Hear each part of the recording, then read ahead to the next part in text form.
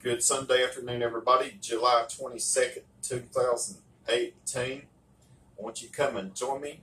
This is a remake of some good old country cooking, consisting of beans and cornbread and all of the fixings. And then we're going to have some dessert. So I'm going to get my phone and I'm going to show you what I've already gotten started. To start with, I'm making dessert first. Now, the past couple of videos I made on peach cobbler, I showed you how to make a peach cobbler, but I'm doing a twist on that today. Now, what I did in this pan, I took a few tablespoons of butter and I put it in the microwave for about a minute and I melted it, and then I put it in this pan. Now, in this bowl, what I did was I've got 1 cup flour, 1 cup brown sugar, 1 cup of milk, maybe about a couple teaspoons of cinnamon, and a couple teaspoons of allspice. And I'm going to stir this up right quick. Now, it is going to be a little bit lumpy, but it will come out very well.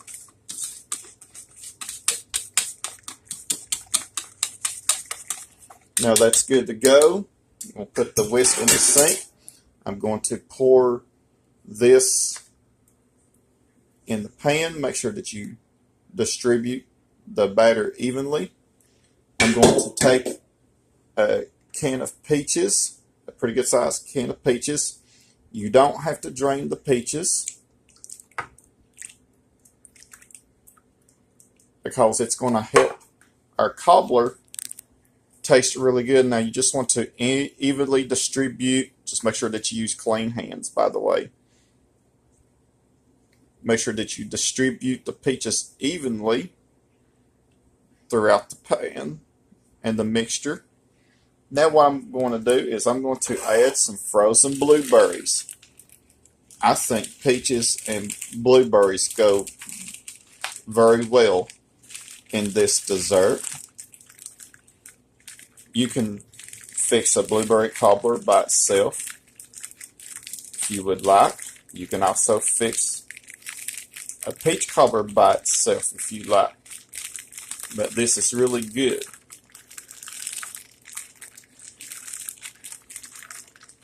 Now, you will need to evenly distribute these as well. This bag is probably about, it's 10-ounce bag. You can go to these dollar places and you can get frozen foods for $1, and that's what I did. This is not that bad of a deal. Which blueberries and stuff like that, when they're not in season, they're really expensive. It's best to get your blueberries, peaches, or unless you have a garden, and you can get them from your garden. Now, that looks really good. It's going to turn out really good. I'm going to put it in the oven. I've already got it preheated at 350 degrees, and I'm going to bake this for 40 minutes, and it's going to be so good, and I can't wait to taste it and eat it. Now, I want you to stay tuned. I've got more things going on this country cooking video.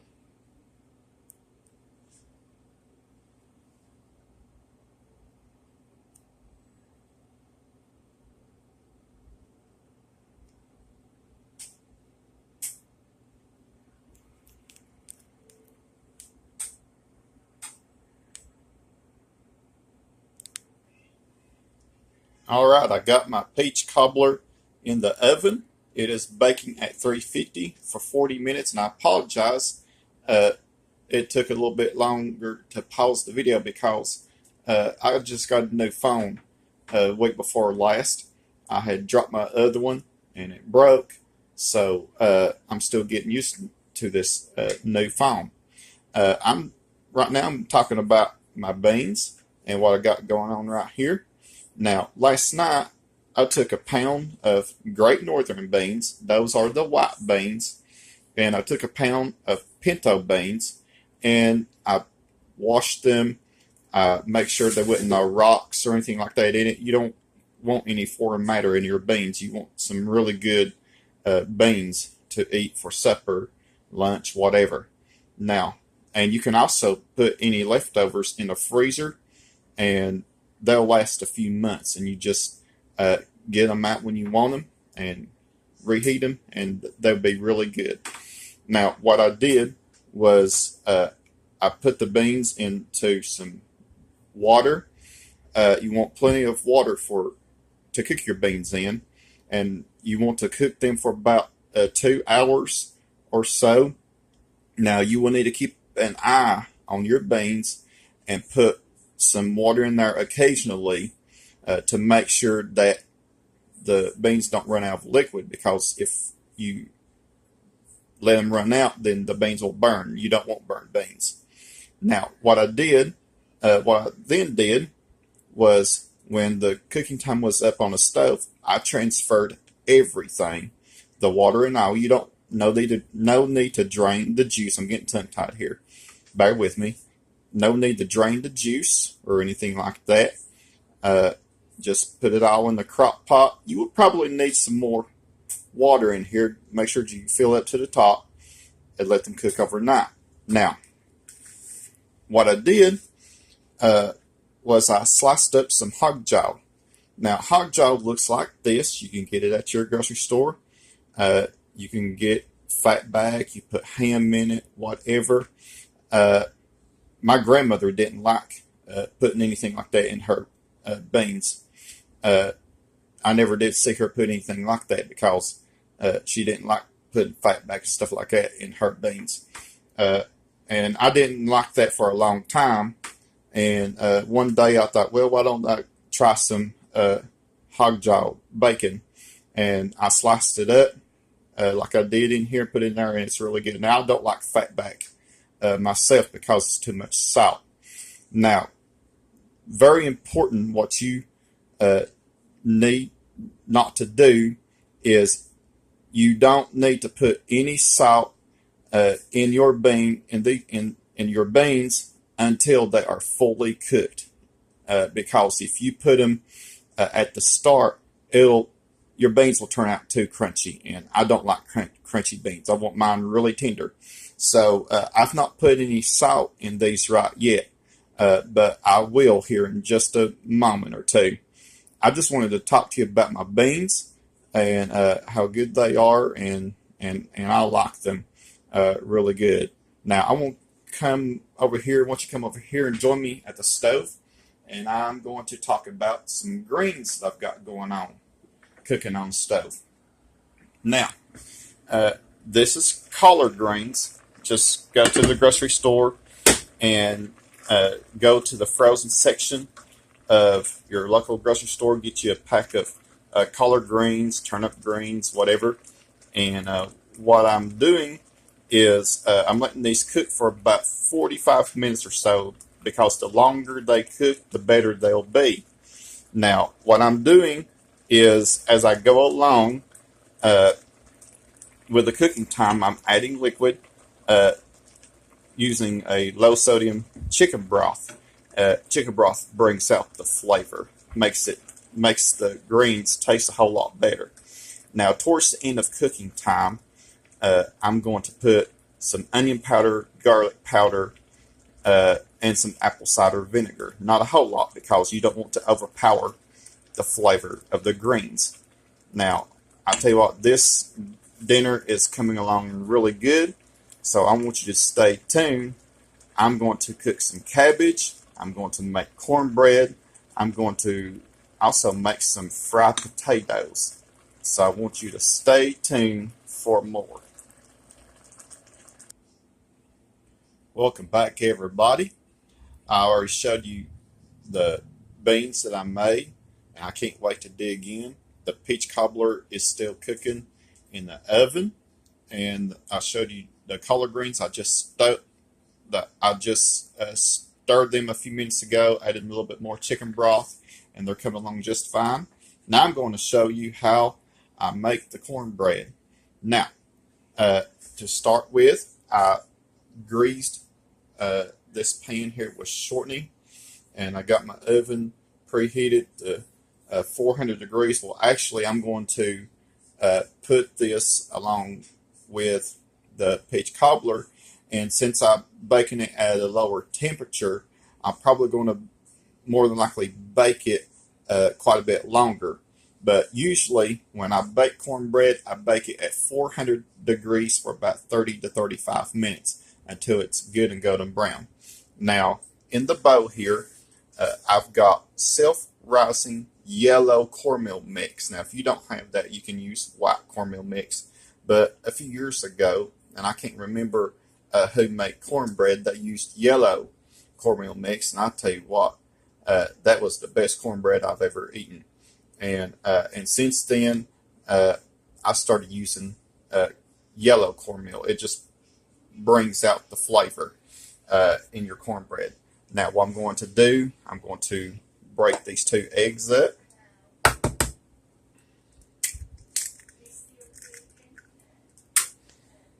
2 eggs.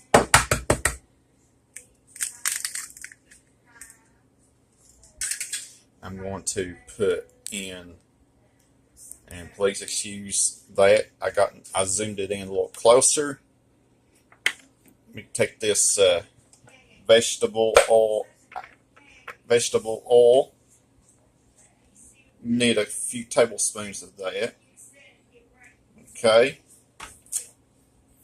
I'm going to use mayonnaise. Now, I know mayonnaise may sound unusual in cornbread, but I tell you what, putting mayonnaise in cornbread makes it a lot tender.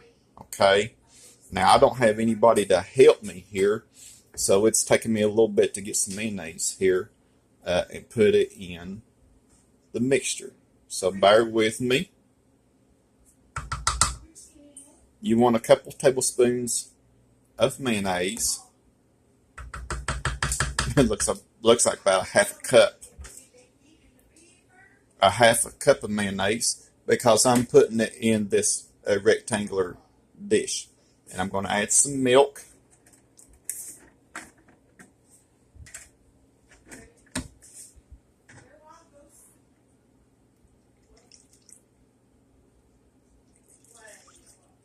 And I'm going to stir it.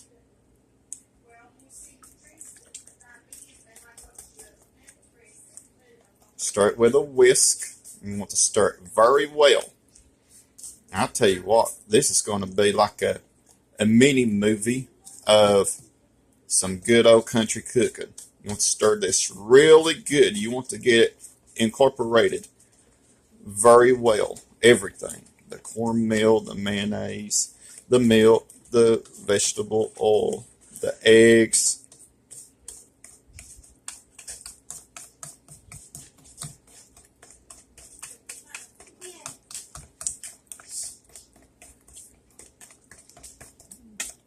Now it's well blended.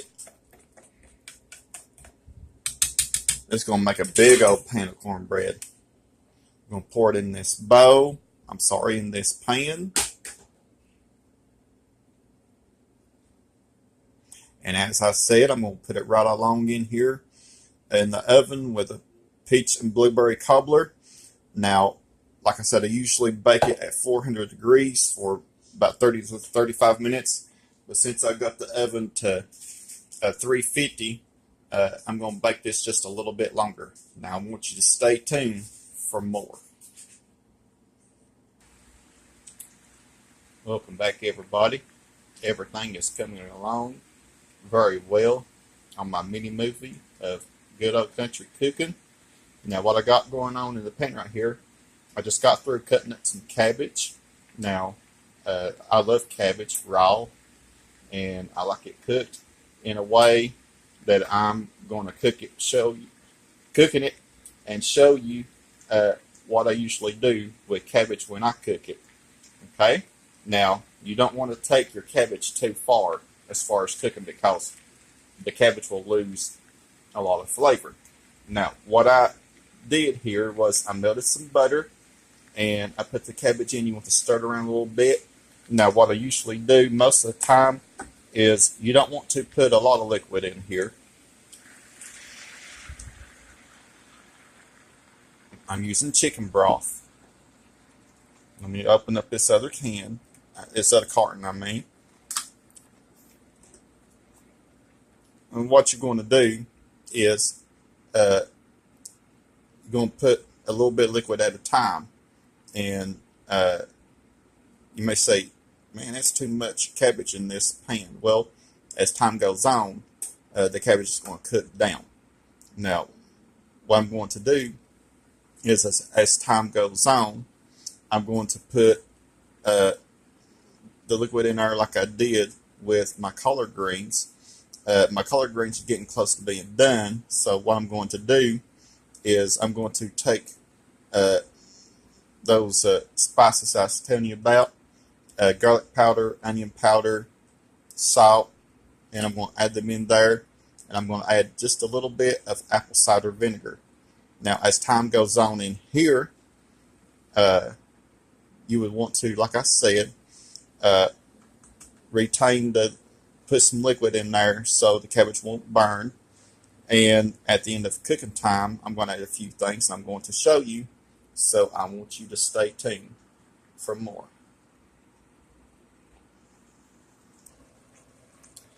All right, as I have promised, I've come back to the greens. Now, what you will want to do to the cabbage is you want to put a lid on it, let it cook, and then take the lid off every now and then, stir it around, and put some chicken broth in there, or water, what kind of liquid that you got. And I'm going to come back to that here in just a few minutes. Now, my collard greens are just about done. They look really good. So I'm going to add just a tablespoon or so of apple cider vinegar. If you don't have that, you can just use regular vinegar. And if you don't like vinegar at all, you can just leave it out. Then I'm going to add some onion powder to this.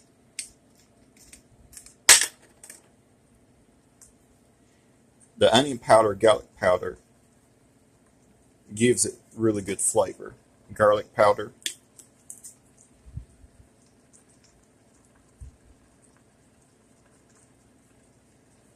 And salt. Make sure that you season it with salt. Now, by the way, I used a low sodium chicken broth, so you can adjust the seasoning according to your taste. Now, I'm going to let this go for just a few more minutes. Now, I want you to stay tuned. I'm going to make some fried potatoes. Welcome back, folks. My peach and blueberry cobbler just came out of the oven, and it looks really, really good. And I'm excited about that, and I'm thankful for that as well. And my collard greens are done. They have turned out very good. And right now I'm going to show you how to make fried potatoes. Now, like I said, this is just a remake of a video that I made some months back, and I just wanted to do it over again because I love cooking. I've been cooking in the kitchen for 15 years, and it's hard to believe that I've been cooking that long. Now, my cabbage is going along really well on the stove as well. I've been adding liquid as needed. So what I'm going to do is I'm going to try my best to transfer these over to the pan where I've got a couple tablespoons of butter, a couple tablespoons of oil, and you want to make sure that it's melted, and then I'm going to throw these in there, probably about a medium-high heat or so. One important thing that you don't want to do is you don't want to overcrowd the pan. Now, if you have an iron skillet to make the cornbread in, to make the fried potatoes in, that would be a-okay. But I don't have one. I used to have one, but I don't know what happened to it. So what I'm doing here is I'm stirring these around. Now, what I'm going to do is I probably could have put a few more potatoes in there, but I'm going to probably end up making another batch of potatoes. Please excuse me because I done something here to my phone, but that's okay. It's still running. Now, what you want to do is you want to cover uh, your pan with a lid and just stir it ever so often. My cornbread is done. I'm going to take it out of the oven. And coming up, I'm going to show you the finishing touches of this video of country cooking. Welcome back, everybody. I'm getting closer to the finishing touches, and my cabbage is good and done, crisp, tender. That's what you want to do. You don't want your cabbage to turn out really mushy. So what I'm going to do is I'm going to add just a little bit more chicken broth in here, just a tad, not a whole lot more, because I don't want it to burn. And I'm going to add just a tad of apple cider vinegar. It's sort of like sauerkraut, and I love sauerkraut. I've always liked sauerkraut ever since I was a kid. I've also made it too. It's not hard to do. Put some salt in here.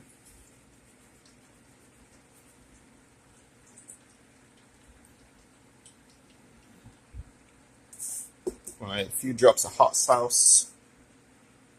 You don't want it too hot. I'm going to leave it right there. You don't want it too hot.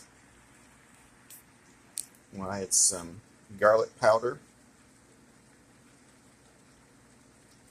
You can tell I love using garlic powder and onion powder in just about anything.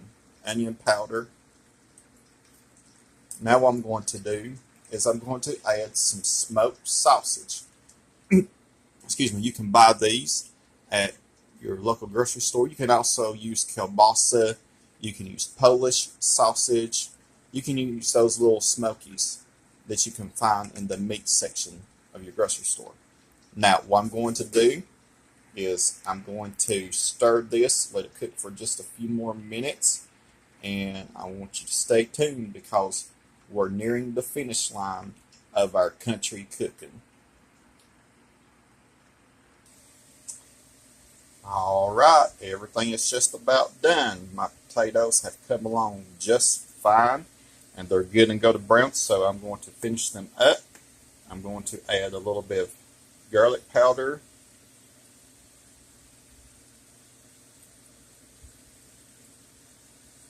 I'm going to add some paprika.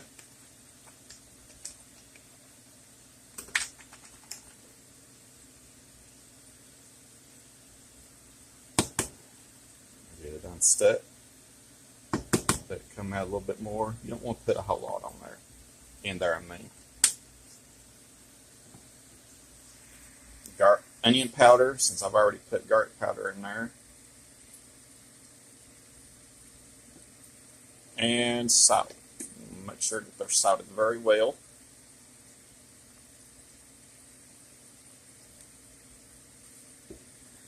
Okay, I'm going to stir them around. Do the best I can here. Make sure that every slice of potato is seasoned well. I use russet potatoes. You can use red potatoes, Yukon Gold potatoes, those kinds of potatoes that they taste like butter. They taste buttery. They're really good. But I've got russet. Now, everything is now done. Like I said, I'm probably going to end up making another batch, and taking them to people. Now I want you to come and join me over here. And I want you to look at all this food. Now, I have enough to feed an army, which I've got plenty fixed to take to people, especially for those who are in need. Now I want to encourage you to do the same thing. If you know somebody who doesn't have a whole lot, fix them a plate of food. I'll tell you what, you will never regret helping somebody. As the Bible says, it is more blessed to give than to receive. You can never go wrong by helping someone out. Everything just looks so good, and I am so thankful for this food, everything, for being alive as well. The beans, the peach and blueberry cobbler, the cornbread, the cooked cabbage, collard greens, and the fried potatoes. Oh, I just can't wait to dig in here in just a few minutes. Now, guys, continue to subscribe. I hope that you enjoyed watching this mini movie of some good old country cooking. Just bringing back a lot of memories of when I was growing up, living the first few years of my life near the mountains, and just brings back a lot of memories. I got all of my grandparents are deceased except for one, and I was fortunate to know all of my grandparents and two of my great grandmothers. And I'll tell you what, they were raised on food like this. My mom was, my dad was. I'll tell you what, that's what a lot of people in the South had. That's about all they had was good country cooking like this. And like I said, continue to subscribe, like my videos, comments are welcome. Have a blessed Sunday afternoon, everybody.